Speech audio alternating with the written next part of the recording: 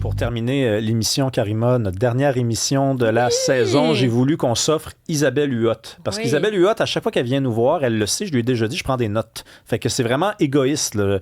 Je le fais quasiment juste pour moi. Il se trouve que les gens aiment aussi l'entendre. Bonjour Isabelle. Hey, salut Rémi, c'est un plaisir de te retrouver. Bonjour Karima. Bonjour. Le crayon est là, la feuille est là. Oui. On va parler de jeûne intermittent. Oui. Hey, le jeûne intermittent, parce que dans la BBC ce matin, on nous dit, est-ce que ça n'a pas été un petit peu... Surfait, ouais. Est-ce que les bénéfices de ça a été un peu inventé? Sans dire inventé, mais on a fait croire que c'était fait pour tout le monde. Moi, je l'ai essayé, le jeûne intermittent. Karima me posait la question. Ouais, je l'ai essayé pendant... Franchement, à un moment donné, c'était même pas, j'en étais même pas conscient. C'était que ma journée était faite, que je pouvais pas vraiment manger durant l'avant-midi. Oui. Et je pense pas que ça a fait une grosse différence dans ma vie. Est-ce que ça se pourrait que ça soit quasiment au cas par cas? Ah ben c'est tellement ça, mais les gens cherchent des solutions miracles. Hein? On a énormément d'études sur le jeûne intermittent dans des modèles animaux, dans des rats, des souris. On a commencé les études chez l'humain 2019 environ, et puis les gens ont sauté là-dessus en disant, mon Dieu, la méthode miracle pour perdre du poids, hein? C'est toujours ça, on le voit avec les analogues GLP-1, les gens cherchent des solutions pour perdre du poids. Puis là, on apprend aujourd'hui, puis les dernières méta-analyses, donc des regroupements d'études publiés en 2026, disent, côté perte de poids, c'est pas si efficace que ça. Du moins, ce n'est pas plus efficace qu'une restriction calorique, comme on a toujours vu, là, par exemple, un régime à 1600, 1700, 1800 calories. Ça fonctionne, mais la perte de poids, elle reste très, très, très modérée. Là, on parle d'à peu près 5 du poids corporel. Tu pèses 200 livres, plus ou moins 10 livres. Puis encore là, les études, c'est pas des données qui se répètent, c'est pas toujours des données probantes non plus. Donc, c'est pas pour tout le monde. Puis Rémi, tu parles d'une approche individuelle. C'est beaucoup ça maintenant en nutrition. On personnalise l'approche selon les besoins. Tu disais, moi, je le faisais parce que ça cadrait dans mon horaire, mais c'est pas pour tout le monde, effectivement, là. Bien, donc, il y a des bienfaits, mais est-ce qu'on a réalisé aussi qu'il y avait peut-être des effets négatifs de ce jeûne intermittent? Bien, en fait, dans le jeûne intermittent, on dit pas quoi manger, on dit quand manger. La façon la plus courante, c'est le 16-8. Donc, on va manger dans une fenêtre de temps de 8 heures, entre 11 heures le matin et 19 heures le soir, par exemple. Et, le volet intéressant que je trouve, c'est que le soir, en général, beaucoup de monde ont tendance à grignoter sans fin réelle.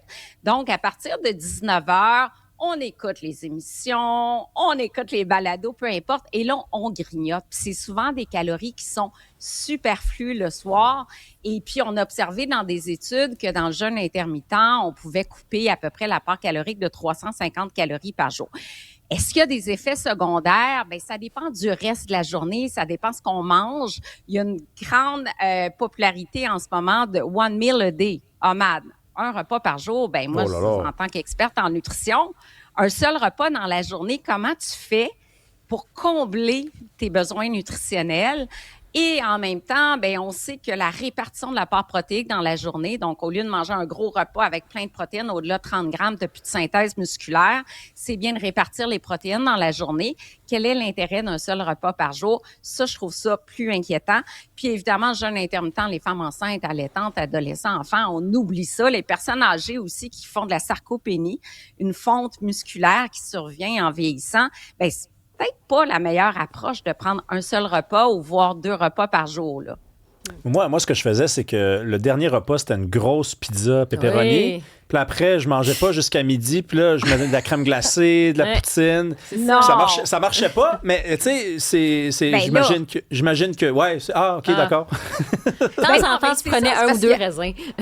C'est ça, parce qu'il y a la qualité nutritionnelle aussi. Ben oui. Donc, une autre approche d'aller voir une nutritionniste, par exemple, si vous êtes en démarche de perte de poids pour améliorer la santé métabolique. Ça, on a quand même quelques études sur la santé métabolique en lien avec le jeûne intermittent. améliore la sensibilité à l'insuline. On sait qu'on a beaucoup de syndromes métaboliques au Québec, au Canada, obésité viscérale, donc du gras qui s'accumule autour des organes, autour de l'abdomen. Ça peut nuire à la santé métabolique. Les triglycérides montent, le bon cholestérol descend. Il y a souvent une résistance à l'insuline, un prédiabète qui s'installe. Il y aurait une amélioration de certains marqueurs métaboliques. Fait que c'est pas tout mauvais, mais moi, j'ai toujours été dans une approche personnalisée d'améliorer la qualité de ce qu'on mange. Parce que Rémi, tu le dis, tu peux faire le jeûne intermittent puis manger n'importe quoi. Puis là, on n'a vraiment pas les effets qu'on recherche, là. Non. Il y a quelqu'un qui dit qu'il l'a essayé pendant 6 mois, c'est Maxime du Saguenay, puis il se sentait toujours déshydraté. Ça se peut, ça? Ah, ça, c'est la première fois que j'entends ça parce que normalement, dans le jeûne intermittent, tu peux boire en dehors, tu sais, tu peux prendre de l'eau jusqu'à midi, café, thé, sans problème. Il n'a peut-être pas compris l'exercice, c'est peut-être ça? Ben, peut-être qu'il buvait pas pendant des périodes. Il buvait pas pendant le jeûne. Ça devait pas être facile, là.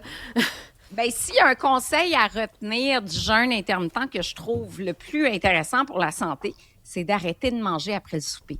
Ça, si on peut garder ça, puis on peut garder le déjeuner, ça permet d'avoir des fruits, des fibres le matin. C'est très bénéfique pour le microbiote, des protéines, à peu près 20 grammes le matin.